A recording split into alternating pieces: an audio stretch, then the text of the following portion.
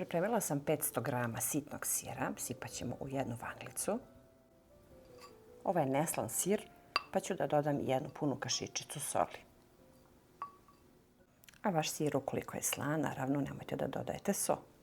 Ovdje ću da dodam 4 jaja.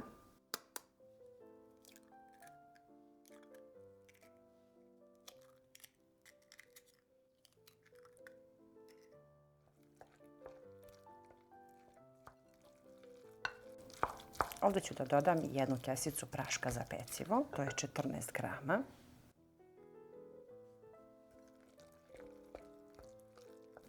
Sve to lijepo promešamo. Najbolje je kad koristim ovaj sitan sir za pite, on je nekako najlepši. Ovdje dodajem 250 ml jogurta.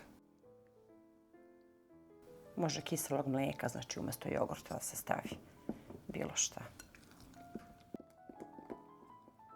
To je sve što je potrebno za fil. Sad ćemo da sklonimo sa strane i treba nam jedno pakovanje kora za pite. Pakovanje kora i treba nam za premazivanje, ovdje ima 130 ml ulja i isto toliko mlijeka. To pomešamo zajedno u jednu šolju i sa tim ćemo da premazujemo kore. Puno je lepše ukoliko stavite mlijeko, a ne kiselu vodu kao što smo navikli da stavljamo. Odvojimo 3 kore. Stavimo prvu ovako po dužini i premažemo sa ovim prelivom.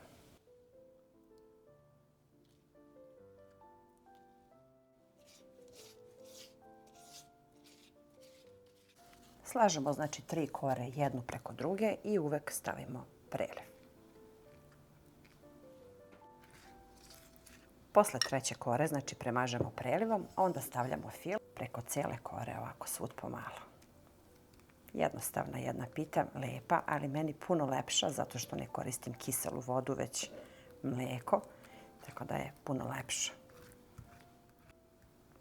Stavljamo po 3 kore zato što su kore tanke. Ukoliko imate deblje, onda stavljajte po 2.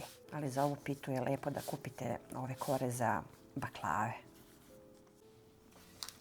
Stavila sam papir i ovaj veći pleh, pa ćemo sad da ređamo ovako jednu pored druge.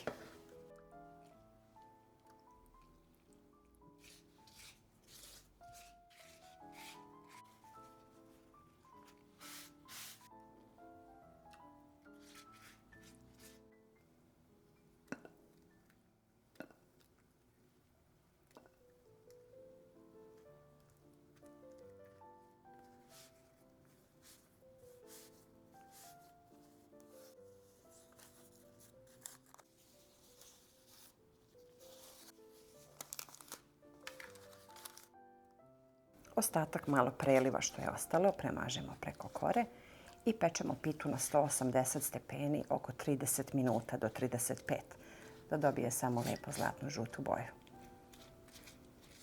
Stavit ću malo susama i ja odmah nosim pitu na pečenje.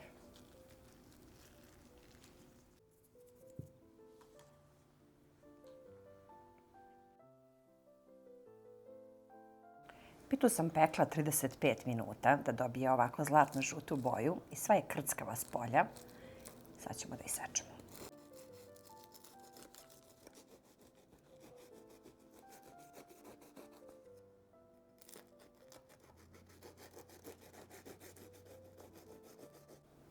Jako jedna lepa pita, vazdušasta, s polja hrskava, a unutra puna fila.